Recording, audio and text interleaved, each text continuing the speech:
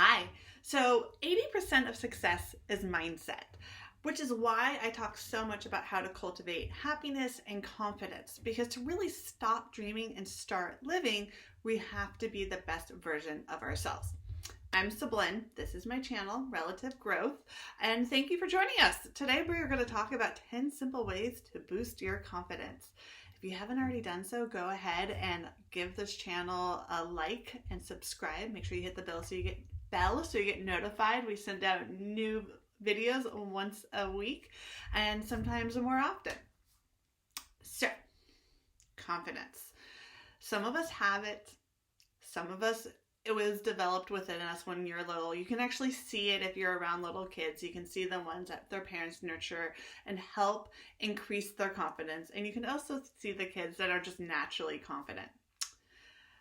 However, some of us aren't so lucky and we grow up and we just are not confident, whatever the reason may be. So does that mean we're shit out of luck? No, it doesn't. It's the most amazing thing is that we can learn how to be confident. It's not easy, but it is possible, and it is 100% worth every step that you take, because not only is it going to open you up to be able to want to try new things, it's going to make you happier and more resilient, and it's just going to improve your life all the way around. You're going to have stronger relationships with your friends. You are going to not be so afraid of failure because you know that it's going to be part of the process. That's what confidence brings you. It brings you all around a happier, better life. But then the question comes down to, how the heck do you do it? Well, my friends, I want to share some of the things that I worked on, as well as some just really common tips, because remember, we talk about this a lot in the videos. What works for me may not work for you, and that is 100% okay. This is, you look at it, you try it. If it works, great. If not, you throw it away. So 10 tips to help boost your confidence. This one I played around with whether or not I wanted it to be number one, but I kind of do. So it is, when you look good, you feel good. And there's a lot that goes into it. And let me explain a little bit. When I was growing up, I had the nickname No Chin Sablin. I have a very weak chin line.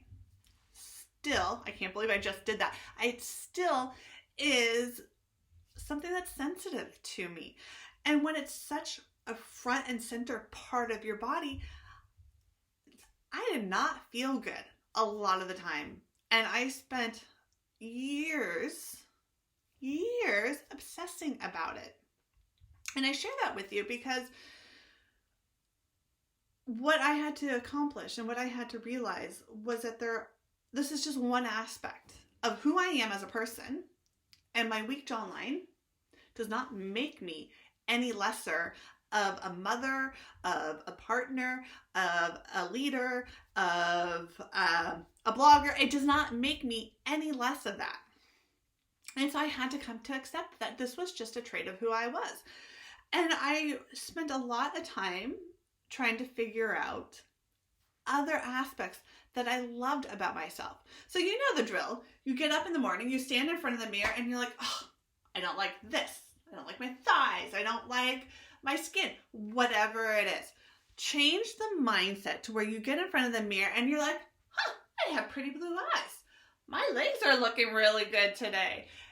You're changing the mindset.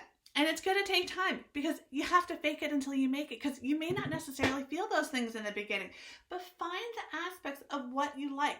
And it could be something as simple as those legs were strong enough to carry 3 pregnant bellies around. Oh, those stretch marks, those are my badges of honor for having 3 healthy children in the world today. So work on it. You gotta find what you love about yourself. This is also taking time to find the clothes that make you feel good. And what do I mean about that? It's too easy to live in PJ, especially right now with working from home where we don't see anyone. But getting up, taking a shower, doing light hair and makeup. As you notice, I don't wear a lot. This is like less than 10 minutes. I think I've timed it. It's 7 minutes for this to go on. But having the ability just to make sure that when you look in the mirror, you say, damn, I look good. Not what your husband thinks, not what social media thinks, but I want you to look in the mirror and say, damn, I look good. And that also includes wearing clothes that fit you right. Does not need to be fancy. It does not need to be trending, but stick to stuff that makes you feel good. And yes, I know those PJs make you feel good, but do you look in the mirror and say, damn, I look good in those PJs? If you do, then rock it on. Otherwise, go find a nice pair of jeans, a cute top. My favorite place to go shopping is Old Navy. They have great stuff for a great price. So look good, feel good. Second is let go of that negative talk. You know that voice in your head, the voice that you would never tell your best friend whatever it's telling you in your worst moments. You know the ones where you tried something new and you failed and it's sitting there calling you a loser and a failure and whatever else that it wants to talk to you about? That voice. That one, you need to put that little bitch in her place. Yes, I am cussing because at this point, ladies, gentlemen, kick it to the curb. If you wouldn't say it to your best friend, if you wouldn't say it to your child, then why the heck are you saying it to yourself? You're better than that. Change it to something. Start to talk to yourself as if you would talk to your best friend or your child. Plain and simple, because you are worth it. Number 3, become fearlessly authentic. What do I mean about that?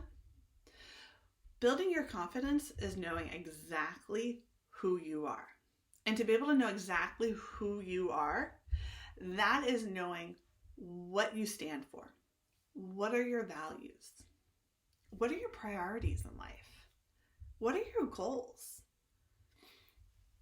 100 years from now, when everyone is saying their goodbyes to you, what are they saying about you?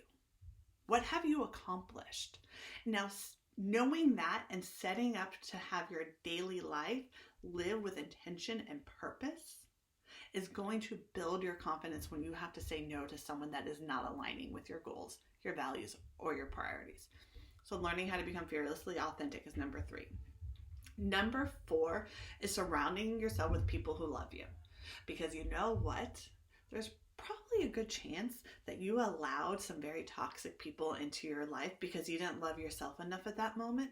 And as you're going through the process of building up your confidence and learning how to love yourself, you need to kick those negative people to the curb, if possible. If not, I linked to a video in a blog that will teach you how to deal with the toxic people in your life. But if you're going to keep those people in your life, no matter what, you need to start surrounding yourself with good, healthy relationships that boost up your confidence, that make you feel loved. Oh, I lost my space. All right, number 5.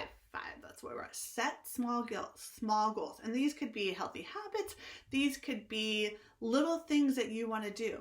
But it's the baby step that's going to build up your confidence to allow you to do bigger goals. Plus, when you accomplish those small goals, guess what? You're building your confidence. Number 6 is helping others. This could be in the form of volunteering, doing something nice for your neighbor, even doing something nice for your parents, your friends, your siblings, without asking for anything in return. Why? Because it's going to make you feel good. And when you feel good, you raise your confidence. Number 7, clear away the crap. Love this one because I know you're probably saying, hell no, I'm not clearing away my crap. I swear it is the most liberating, freeing thing that you're going to do. If you're holding on stuff that does not bring you joy, get rid of it. If you aren't able to put it out and display it in your house, then why are you going to keep it stuffed in the back of your garage that you can't even pull your car into? This can take time. That is okay. I started clearing the crap out of my life 3 years ago. 2 years ago, this was a storage unit. So start small. Start with a drawer. Start with a closet. Start with one room. whatever you feel capable of, but start clearing that crap away. Number 8, stop comparing yourself to others, because you are beautifully, authentically, uniquely you. There's no one else out there like you. So you know what? I don't care if your neighbor was able to accomplish this and buy this new car. You have different goals and priorities than she does. And that's a-okay. Be happy for that neighbor and know that you are on your right path. Social media, I need to pause between that sentence. Social media is another place. If you're on there and you're finding yourself comparing yourself to others or wishing that you had their vacations in their lives, remember you're only seeing that best version of themselves. It is a-okay to take a break from social media if you're finding that it's bringing you more jealousy and anger and sadness than it is joy. I love breaks from social media. I actually had one the other, I didn't even realize I did it. I had it for a couple of weeks and it was so nice. I encourage you to do the same thing. Number 9 is learning how to set boundaries. This is a hard one because if you had your self-confidence and your self-love was on the low side, you wanted to please other people, meaning you had no boundaries. And having healthy boundaries, the way I like to explain it to my 10-year-old, because it's kind of hard to understand. So let's say that you have a sick friend and they needed help with bringing over meals. You can bring the friend the meals, but depending on your mindset, it's going to say you brought it with love. You were able to do what you told your friend you can bring meals once every 3 days. That's what you were capable of doing. And so now you bring the friend meal and it was made with love. You feel happy to bring it from her. There is nothing with it. Or let's say the friend said, can you bring me meals every single day? And when you said, no, I wasn't able to, they pushed harder for it. And so that's something you did. Instead of it being an act out of kindness and love, it's an act out of anger. You might have reservations about it. You might end up, resenting it later on. So same situation, you're bringing the friend meals, but having healthy boundaries set in place means you're doing it out of love and compassion and not out of anger and resentment. So learning how to set healthy boundaries is really good. And then number 10, I think is actually one of the most important, and it was at the start of my whole journey for building confidence and self-compassion, was practicing self-love. Knowing what filled me up, learning to depend on myself to bring myself joy and love, and not looking for it from outside people was huge. So my friends, down below in the descriptions, I have links to books and other articles and other podcasters and YouTubers that have really helped me grow within each one of these tips. Take a look, because your next step is you should choose one, just one. Don't overwhelm yourself, and look deeper into it. Grow from it. And when you're ready, try another one. All right. Stay brave, stay curious, and remember to love yourself.